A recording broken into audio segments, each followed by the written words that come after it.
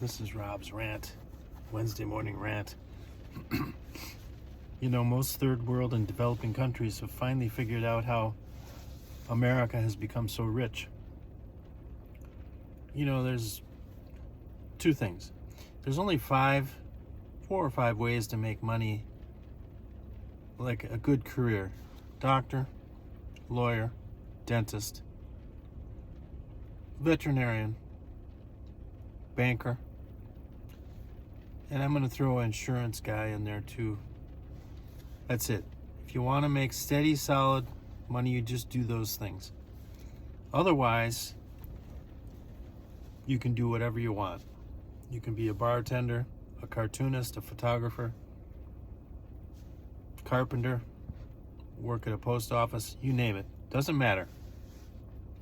Now, those are basic ways to make money. But if there's, in America, for the last umpteen years,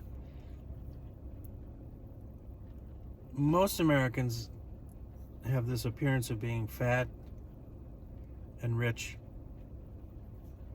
And, it's probably true. They are.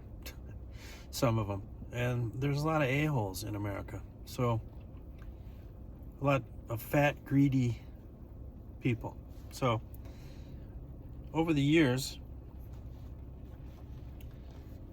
American business people have made just way too much money. I mean, there are CEOs that work like 28 hours a week. They make like $5 million a year, plus bonuses and all this other nonsense, stock options. But the other way, well, there's in third world and foreign countries now. There's third world and developing. They finally figured it out. Music, the music business, the film business, real estate, and retail products for a store. So places like Korea, Vietnam, by the way, I have a Korean guitar that I love. I have a Taiwanese drum set it's an old one from 1970. It's beautiful. Taiwan makes great products. Korea makes great products. My scooter is from Vietnam. Some of those countries make beautiful, and Japan make great products. There's a lot of third world and developing countries. I call, like China and parts of South America and Mexico. They make some good products, like the Fender Player 2 guitar. Remember this, the Fender Player 2 guitars are phenomenal for the price. However, the reason Americans are so fat and greedy and rich, which I'm not one of them,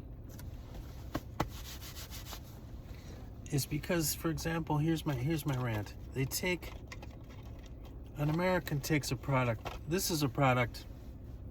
Let's call this a widget. And I make widgets for my company. And I make these in America. I started in America. I made them for $1. Well, then my workers complained because they couldn't pay their bills. So they want a better wage, so I had to make them for $2. Okay? Then I had to make them for $3. And then $4. Well, then I sold them for companies, I sell them to companies that then sell them again. So pretty soon I realized, I can make these in China for $1 again. I can go back to $1 or even less. So I did that. I sent all my manufacturing over to China or some other country, Mexico, and I make them for $1 again. Well, lo and behold, those people are starting to complain, or they need more money. So then I'm going to Sri Lanka now, or India. Or I may go to somewhere, I don't know, we'll find a place in Africa maybe, and we'll make these for 50 cents. There we go. So I'm now making these for 50 cents in Sri Lanka. Okay? And I'm selling them for $5. Okay? I make them for 50 cents. I sell them for $5 to Walmart. And Walmart sells them for $9.95. All right? So, I'm a fat, rich, greedy American. Okay, that's what's happened to our country. and it's wrong. Now, Trump is trying to bring all this stuff back to, this took 30, 40, 50 years to do this. But it's not going to happen overnight, and it's never going to happen.